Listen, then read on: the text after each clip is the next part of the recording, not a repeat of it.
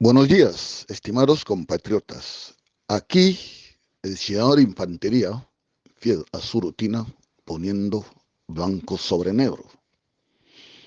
Hoy es día 1 de febrero del año 2024. En primer lugar, voy a desear salud y larga vida a todos los guineanos de bien y a todo mi sufrido pueblo en general, que por suerte o por desgracia somos la mayoría. Pero en fin, hay un dicho castellano que se pronuncia de la siguiente manera: a mal tiempo, buena cara. Hoy voy a hacer un audio porque hay mucha gente, sobre todo alumnos, niños, que me hacen ciertas preguntas. Y entonces, sinceramente, el audio de hoy es la continuación del audio de ayer. Ayer contesté a una señora que me hizo una pregunta, lo contesté en fan. Y esa pregunta, esa es la pregunta que me ha hecho un alumno mío, la contesto en castellano, porque ya sabéis, voy alternando los audios en castellano y en fan. Y eso es porque el 80% de la población de Guinea Ecuatorial, hasta que no se diga lo contrario, son del grupo étnico fan. Y el castellano está obligado porque el castellano lo hablan el 100% de los guineanos. Lo hablarán mejor o peor, pero lo hablan. Pero lo que es escuchar, casi todos lo escuchan. Pasa que debido a unos tecnicismos, hay veces que la gente oyen y no entienden. Entonces, ese chico, yo entiendo, y lo que me hace contestarle es que yo sé que en Guinea Ecuatorial hay muy buenos docentes, buenísimos. El problema que tenemos en Guinea Ecuatorial es que no se deja absolutamente a nadie que desempeñe su función. Yo no sé a qué se debe, pero la persona que lo hace, quiero creer que no lo hace de mala fe, pero todo apunta de que lo hace para desmontar el Estado. Buenos docentes en Guinea Ecuatorial, que yo he conocido bastantes, los hay, como son. Voy a citar unos cuantos nada más. Eh, Don Federico Giovanni es un buen y gran docente. Valero Nkulu, no sé si sigue en vida. Santos Angueriba, Josendo Mique, Antolín Gemanlan, son muy buenos docentes. El señor me abocó. Mi padre me habla de un tal, un maestro combe ahí. Sinceramente no. Tiene un nombre, se me escapa ahora mismo. Dicen que el señor Engura también fue muy buen docente. Sinceramente no tenía edad para que me formase. Pero los primeros que os he citado, muy buenos docentes. Algunos siguen en vida, como en el caso de don Carlos Desua, que para mí lo que tiene que ver con la docencia es una de las autoridades. Pero no sé por qué ni le dejan desempeñarlo o lo que fuese. Pero no vamos por ahí. Lo fue también, porque sí le conozco desde mi infancia, con don Carmelo Ogondo Andeme, Cona. Sinceramente yo no sé. Era un fuera de serie, porque nunca a don Carmelo Bonno Andeme, cuando me dio clases o me asesoraba, nunca le vi ni con un lápiz ni un bolígrafo. Y sinceramente, yo no sé cómo las ingeniaba, pero ojalá, si pudiese ser alguien en esta vida, me hubiera querido ser así. Pero algo se me habrá quedado, porque yo también cuando suelo ejercer mi labor de docente, suelo intentar explicar lo más simple posible. Y yo sé que estas preguntas que me hacen, algunas son capciosas, en el sentido que quieren mirar mi capacidad, y otros realmente porque saben que en Guinea Ecuatorial nadie no puede explicarse como Dios manda. Esa segunda versión es la que quiero creer. Y entonces me han hecho dos preguntas. Uno, que en uno de mis audios dije que Guinea Ecuatorial era un estado fascista, que era un estado fascista. Y por otra, dicen que siempre repito, en Guinea Ecuatorial no tenemos estado, lo que tenemos es una familia. Entonces le voy a decir a mi querido alumno, lo voy a contestar con, con muchísimo gusto, con muchísimo gusto. Pero primero le voy a recordar, uno, lo que dijo un pensador de la antigua Grecia, Séneca. ¿Qué es lo que dijo? No vemos las cosas como son, sino como somos nosotros. ¿Eso qué significa? Por eso suelo decir que todos nosotros hablemos, porque no existe la verdad única ni absoluta. A través de distintas o distintas opiniones, ahí es donde cada uno, se inclina a la parte que más le convence. Esto tiene que quedar claro. Y luego sobre la situación actual de Guinea, donde la gente cree que la lucha no avanza, no se hace nada y que los cambios no están a luz, a plena luz, simplemente por el pesimismo de haber arrastrado este sistema satánico durante 45 años, les tengo que decir a esta gente que no tienen razón. Pasa que tienen que saber que los luchadores o la gente que siguen luchando hasta ahora o que están luchando en estos momentos tienen en cuenta algo simple y elemental como que de los errores también se aprenden. Y como he visto gentes que han hecho un buen trabajo y justamente cuando iban ya, que tenían que ir a coronar su trabajo, es donde vienen a precipitarse. Y sin irse lejos, ahí tenéis el caso de MLG3, Tercera República. Escogieron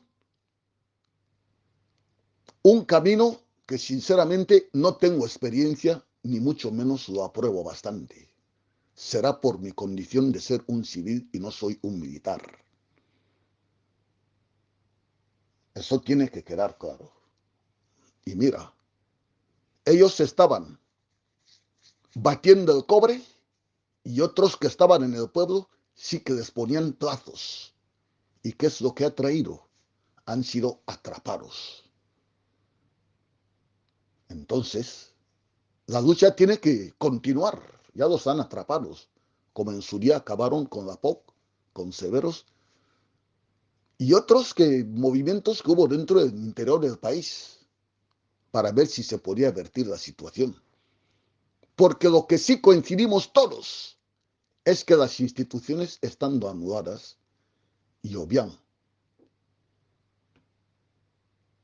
al frente de las instituciones esto es una empresa imposible. Por eso, la gente que quieren dialogar con Obiang, la verdad tienen que ir. Yo no digo que no se tiene que hablar con el presidente. El problema está en que tantos diálogos y tantas sentadas no ha traído ningún fruto.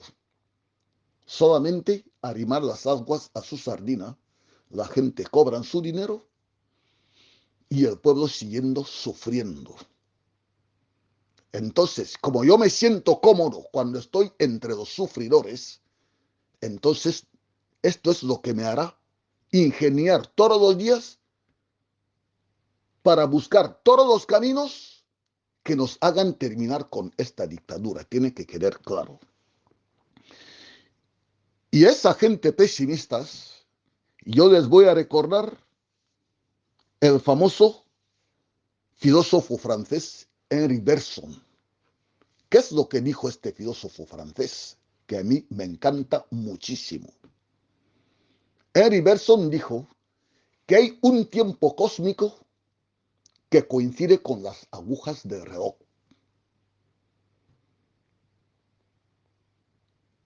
Pero cada persona tiene su propio tiempo. Yo tengo mi propio tiempo. Porque dependiendo de las circunstancias, hay veces que los minutos pueden ser interminables y las horas pasan a ser galopantes. El que tiene oídos me habrá oído perfectamente.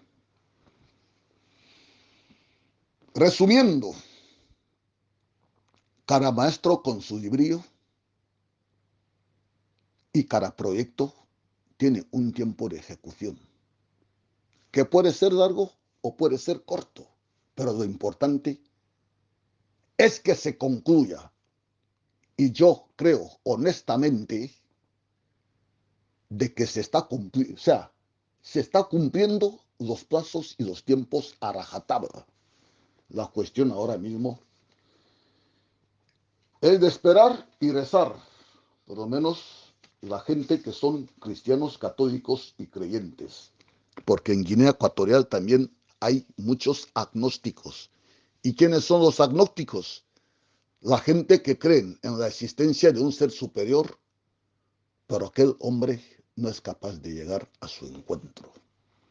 Dicho esto, estimado compatriota, Guinea Ecuatorial es un estado fascista. ¿Por qué? O voy a empezar por Guinea Ecuatorial, no tiene no tiene estado, tiene una familia.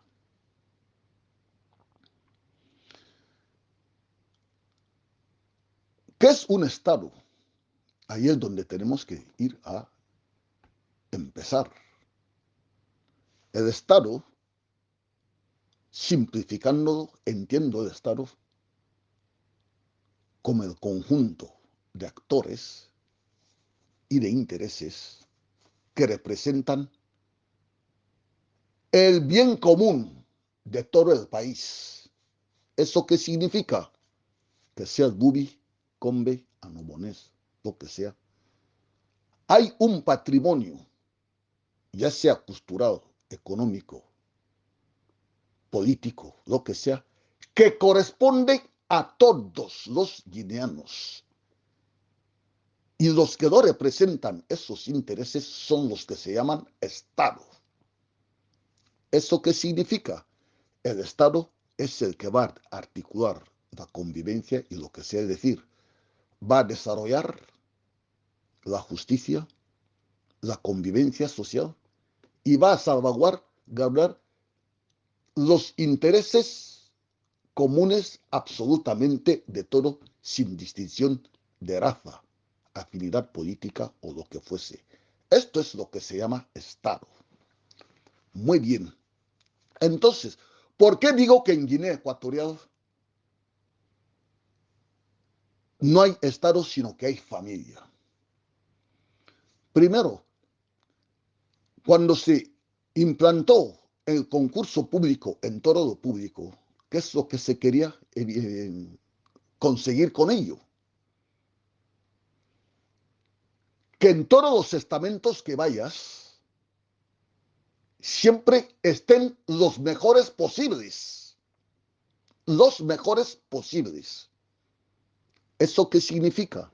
Por ejemplo, cuando se dice que cuando se opositan paramédicos dan una nota de corte, me parece el de 8, por lo menos donde yo estudié, que es en España.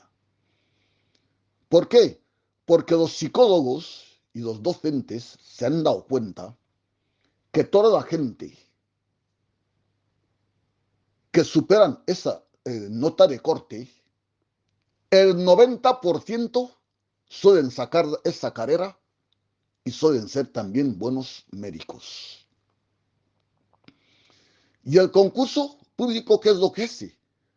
Es que filtra, hace una criba de todos los mediocres. Los mediocres se quedan en la criba.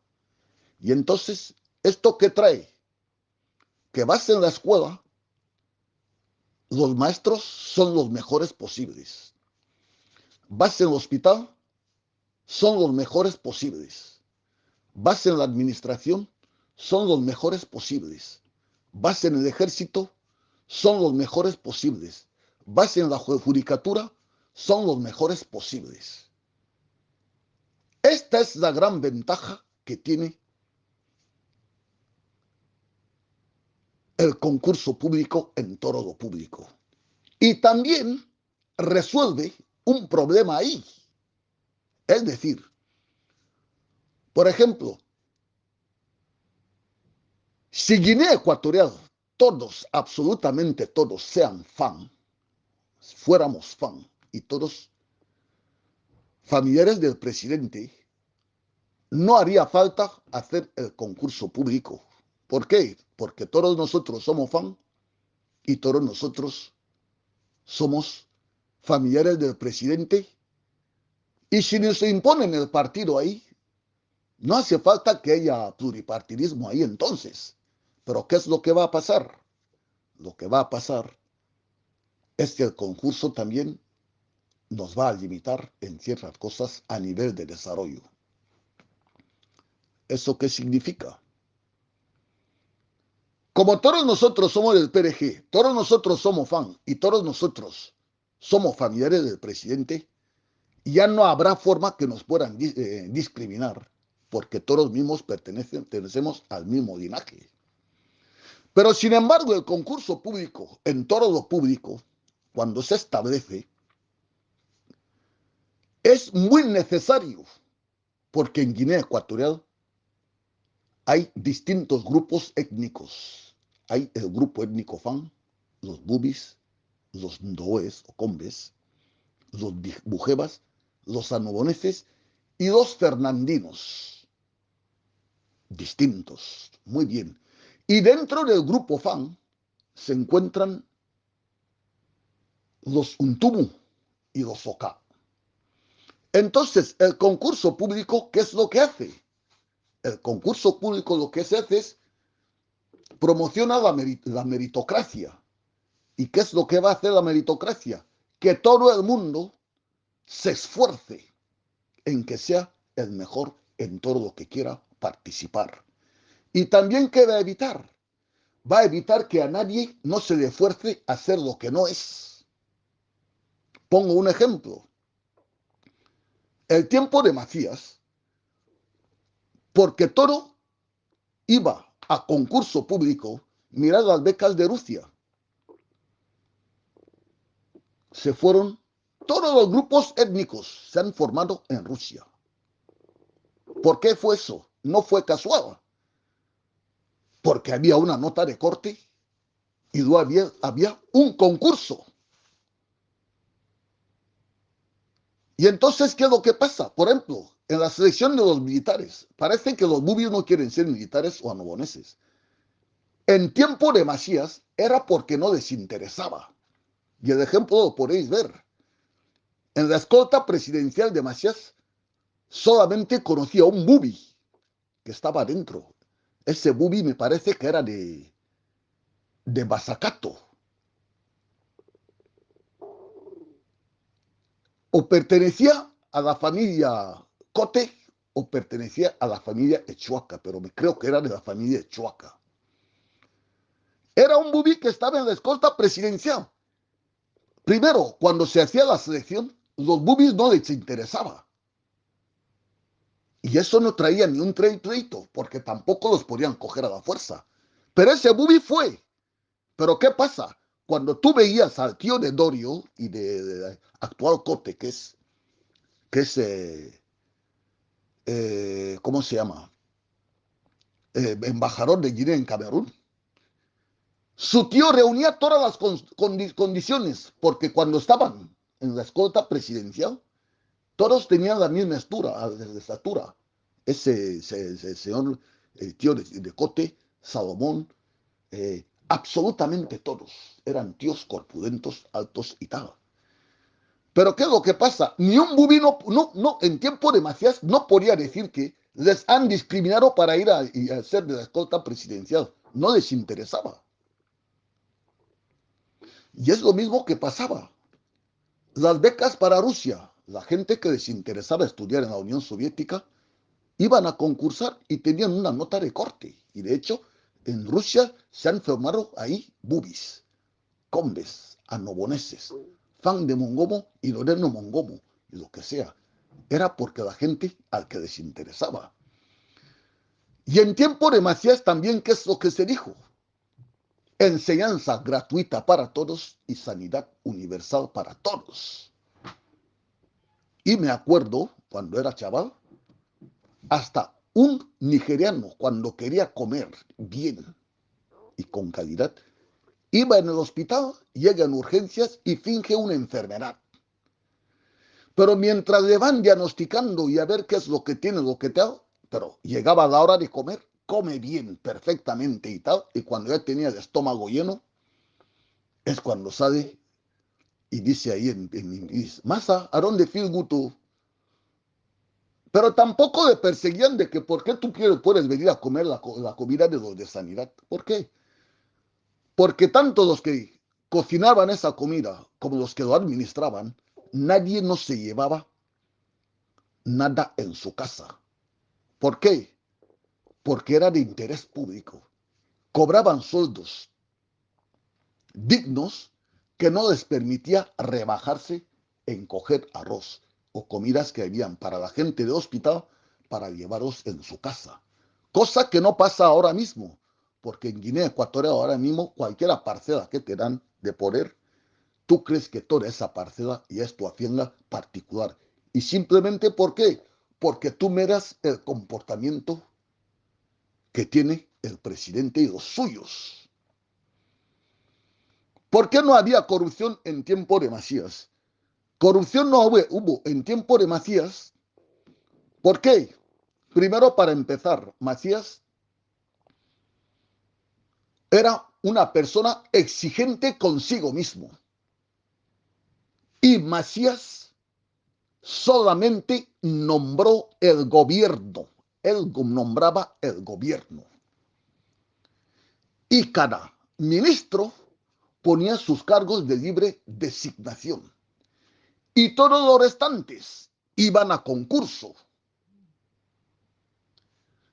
Y sin exclusión, un bubi que quería ser docente, concursaba para docente. El que quería ser médico, concursaba para médico.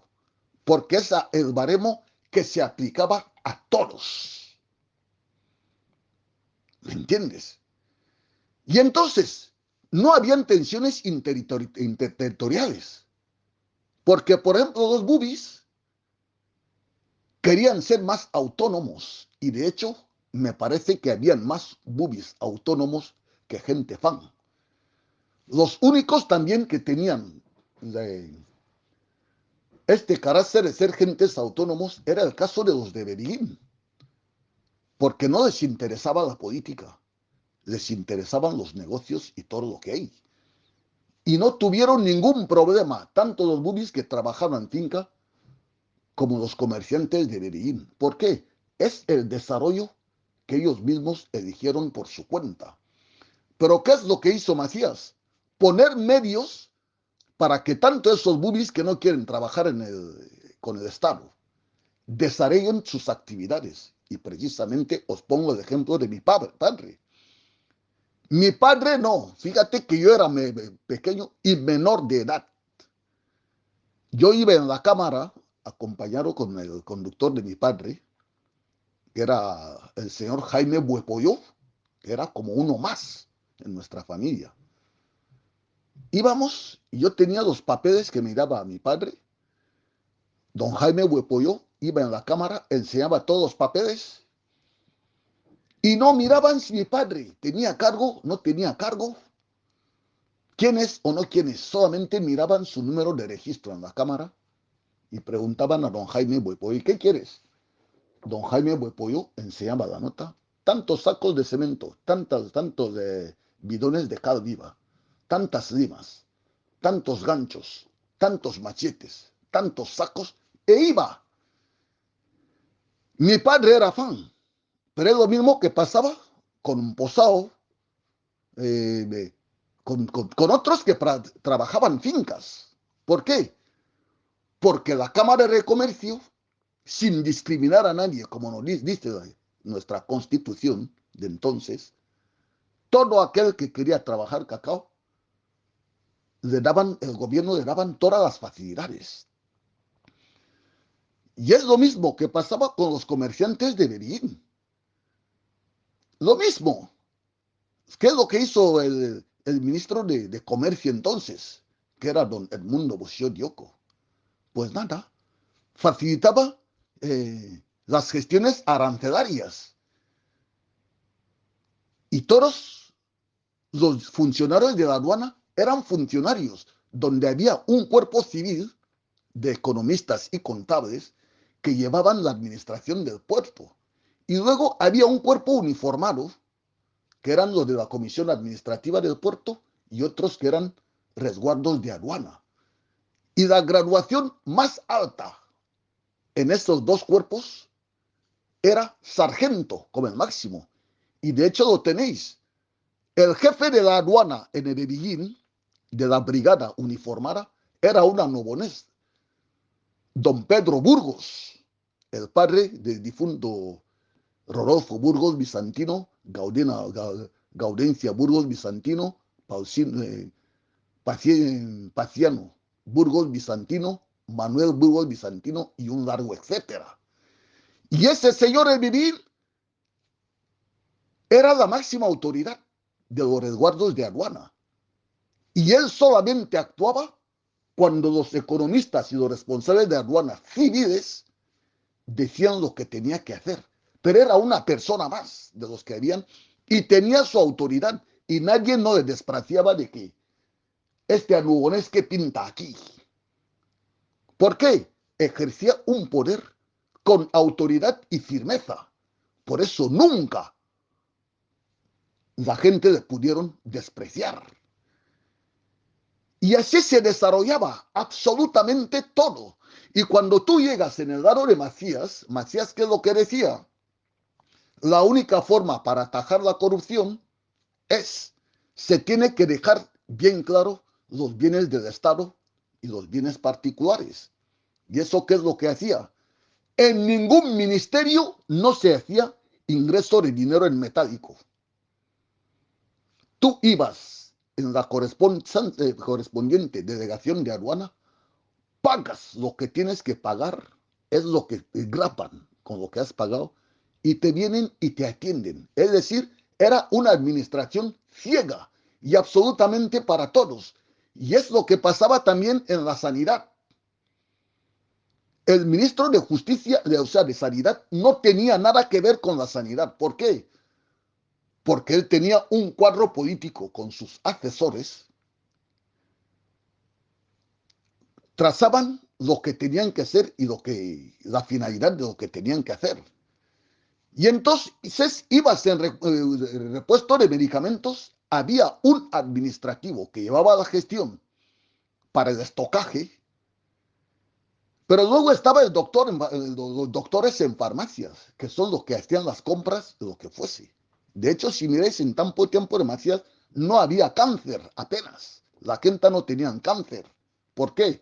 Porque los medicamentos venían de España en centros especializados y eran gentes entendentes que lo hacían todo. Y eso, pues nada, ni un farmacéutico no era rico y ningún médico tampoco era rico. ¿Por qué? Porque Macías lo primero que hizo, solamente habló con los ministros y no todo el pueblo. ¿Y qué es lo que dijo? O os dedicáis a la política o os dedicáis a los negocios. Pero lo que yo no voy a permitir aquí, que un miembro del gobierno al mismo tiempo sea un comerciante. Y de hecho lo podéis ver. Don Miguel Yantutumu era un militar formado.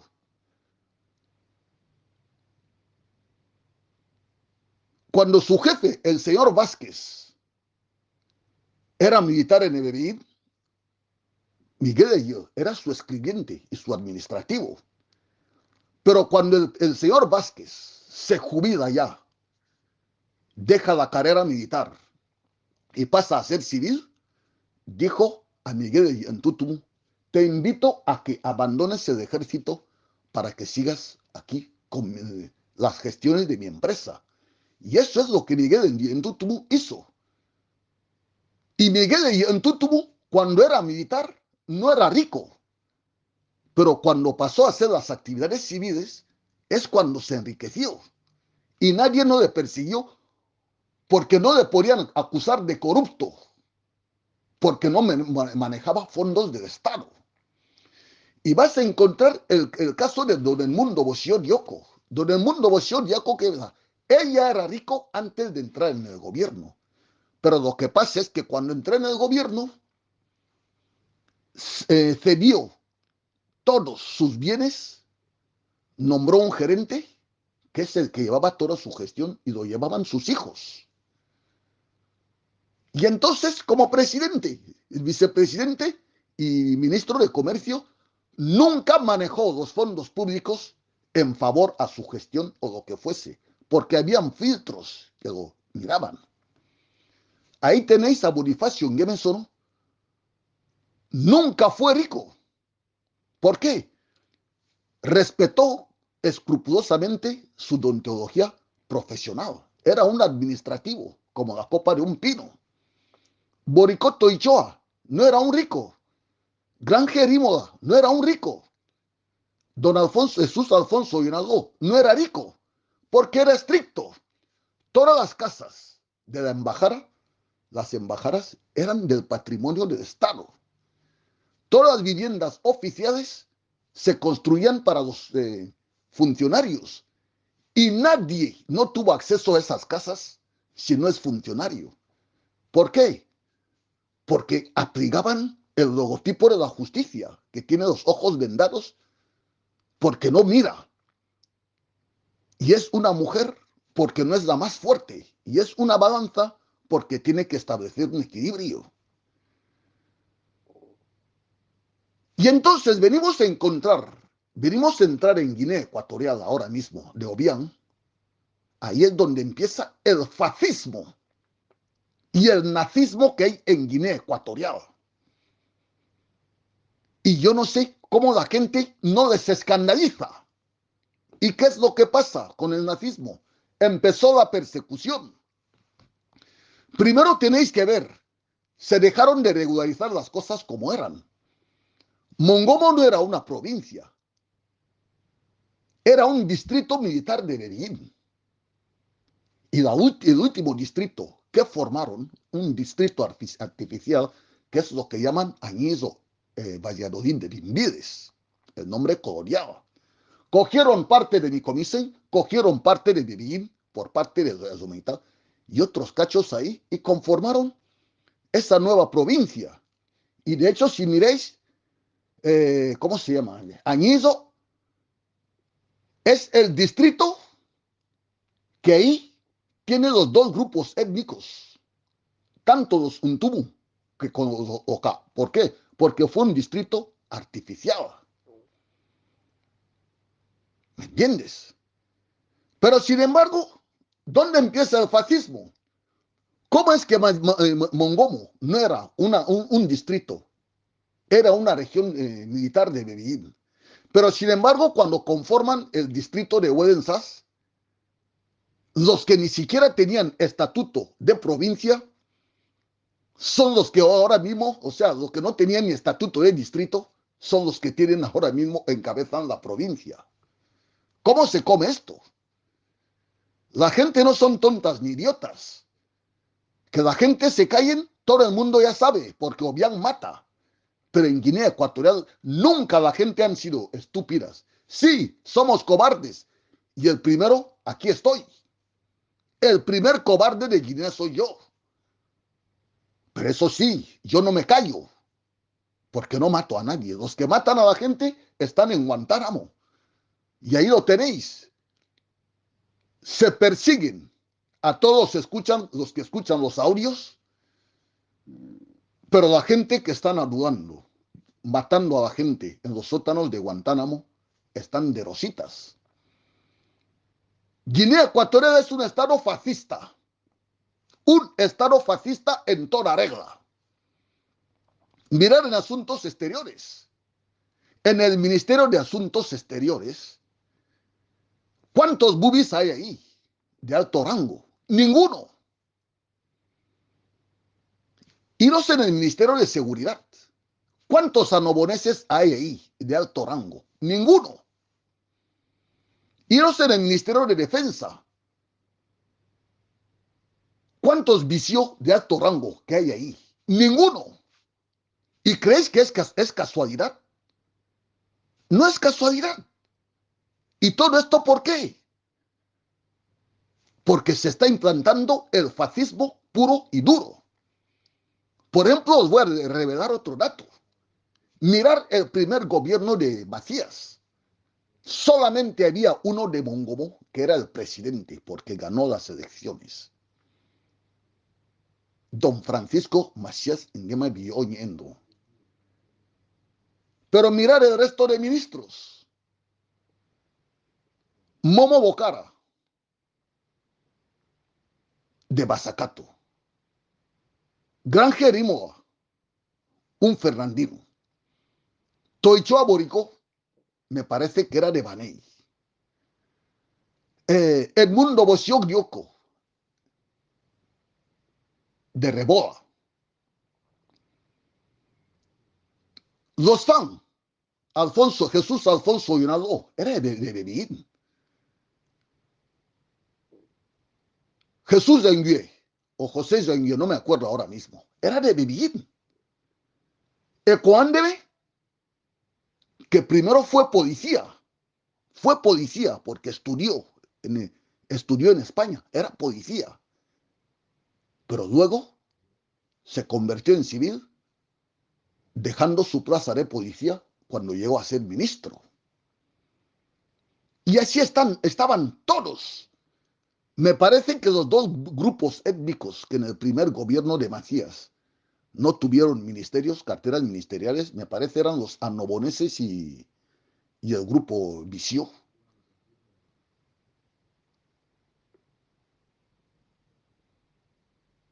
Ebobebombe, Andrés Ikuga, era combe. El otro, ¿cómo se llama? El padre de fascista, también era combe. Y ahí, y todo el mundo tenía ¿cómo se llama? Su autoridad y todo respeto. Y entonces había una convivencia. O sea, a los comerciantes les respetaban por ser civiles. Y los políticos también lo respetaban por ser políticos. Y así estaba establecido. Ni un solo ministro no podía sentarse en el volante oficial de su coche oficial del Estado. Pero mira todo lo que pasa en Guinea ahora mismo. Teodorín coge los aviones presidenciales, los hijos cogen Falcon, o Beanyama mismo tiene 7 aviones y tal. O sea, nadie no sabe dónde empieza el patrimonio del Estado y dónde empieza el patrimonio familiar. Edmundo Bosio Dioco no fue vicepresidente porque era amigo de de Obiang. Son los pactos postelectorales que hubo. Ahí tenéis a Torao, el presidente de la Cámara. ¿Quién era? Un movie. Había equilibrio de poder y ningún sitio el presidente de la Cámara no fue ninguneado porque fuera bubi, porque ejercía su autoridad con firmeza y determinación. Pero ¿qué es lo que tenemos ahora mismo? Pues que nada. Hay un partido que puede hacer campaña en todos los rincones de Guinea Ecuatorial y los otros que no pueden, el PDG.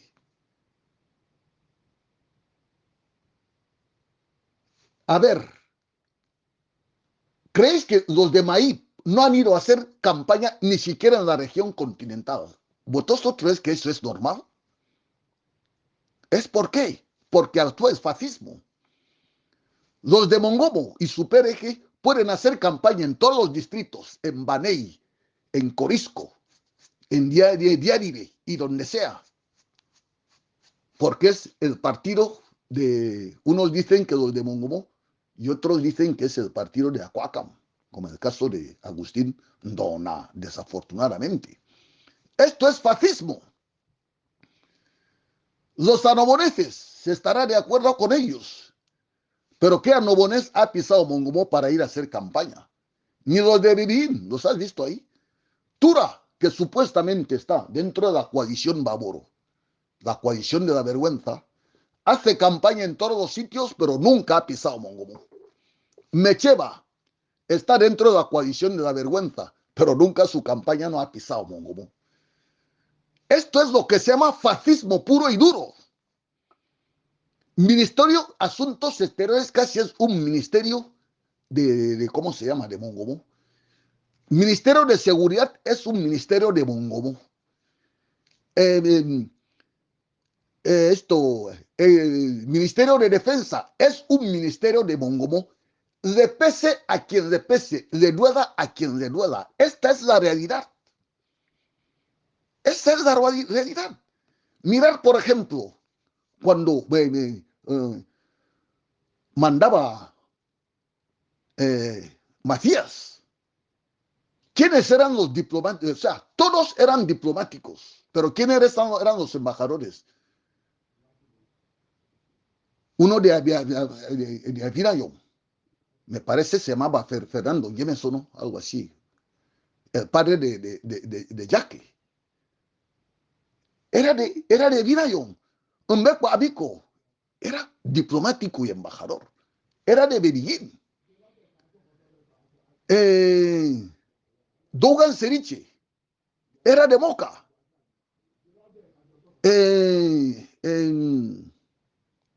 Eduardo Nganendo, más conocido, o sea, Nomba, más conocido Nganendo, era de Afanabá, el padre de Martina. Okori Dugan fue el embajador guineano en, ¿cómo se llama? En Londres, el primer guineano que tuvo un deportivo de la marca Porsche. No se mezclaba política con negocios. Pero ¿qué es lo que tenemos ahora mismo? Los generales son los que están en el ejército y al mismo tiempo son los comerciantes, son los embajadores y son los ministros. Llegas a las embajadas, están invadidos de militares, no se sabe cuándo son civiles ni cuándo actúan como militares. Obiangema es el primer empresario, su hijo es empresario, toda su familia son empresarios y todos sus conocidos también, pero manejando el patrimonio del Estado. Y yo me pregunto aquí, decirme una sola cosa que pertenece al patrimonio del Estado en estos momentos. Ninguno. Esto sí que se llama fascismo puro y duro. Y lo repito, el concurso público acaba con ¿cómo se llama? La discriminación. Porque si en un concurso, ganan los que ganan, ni un bubi, ni una nobonés, ni una persona que no es de Mongomo, no puede decir ahí de que no, me han discriminado porque no soy de Mongomo. Pero es que se dice ahora mismo, es claro, porque es lo que quieren hacer. Ahí tenéis las becas de West Point. Solamente becas, estas becas fueron solamente para los de Mongomo. El único de Mongomo que fue de estas becas fue el recién muerto Celestino Nkobido, y solamente fue porque Obiang quería cepillarse a su mujer y hacer un roto en su casa. Tibut también fue el único que se hizo con concurso público, que es de Nicomicén, no, de Niefan. Y encima todos protestaron de que dónde viene este exógeno en nuestras becas. Esto es lo que se llama fascismo, señores. Espero haber contestado a tus preguntas. Muy bien. Y entonces aquí ahora mismo le voy a refrescar la memoria a la gente para que veáis que cuando Macías dijo que no se puede, o sea, que los cargos públicos no se dedican eh, a los negocios, lo podéis ver ahora mismo, qué es lo que está pasando. Si llegas en Estados Unidos, en el estado de Washington, hay un río ahí grande, que es el río Potomac. Pues este río es el que separa Virginia de Washington. Muy bien. Entonces, en uno de los márgenes de este río Potomac, el señor Obiang compró un chalet ahí enorme, un chalet enorme con dinero público, y tiene como vecinos a Yaya Yamey, el carnicero de Gambia, y el otro vecino es Armengol Ondanguema. Compraron con dinero público. En Suiza, Obiang mismo dijo de su boca, Suiza es el mejor país donde se puede vivir. Pero sin embargo, él hace su país que sea, vamos, que sea invivible e inhóspito, que en 45 años no ha podido llevar agua potable en las casas, ni siquiera hay saneamientos. Pero cuando entró en 79, habían saneamientos y había agua potable, o sea que no ha podido ni mantener. Y en Suiza tiene bienes ahí y ahí llevaba el dinero. Obiang tiene patrimonio inmobiliario en Suazilandia, Río de Janeiro, Marruecos y Gabón. Y mi pregunta es, ¿cuándo Obiang va a vivir en estas casas? ¿Cuánto dinero gana para tener tantas casas?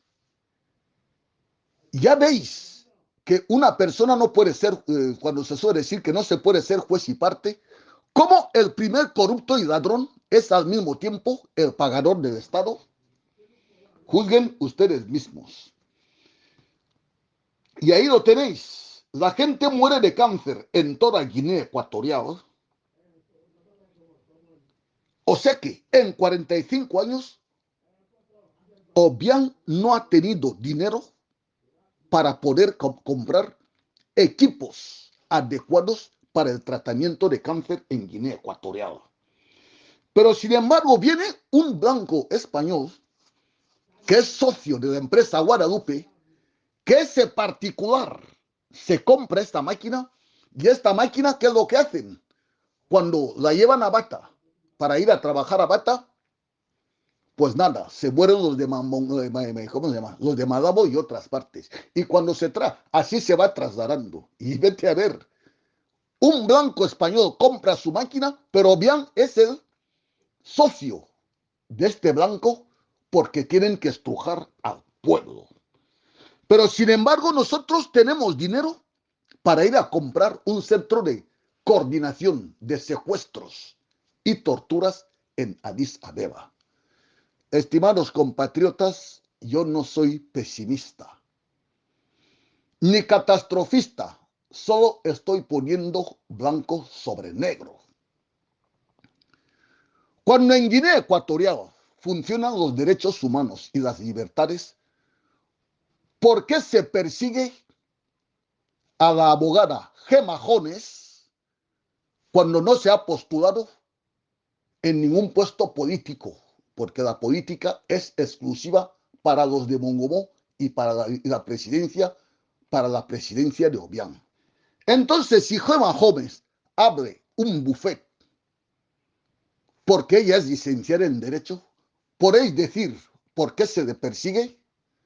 Espero que no sea porque no es fan ni de Mongomo ni del grupo familiar de Macías. Obiang, aquí el ciudadano de infantería, hablando claro, poniendo blanco sobre negro. El que tiene oídos me ha oído perfectamente. Que tengan un buen día.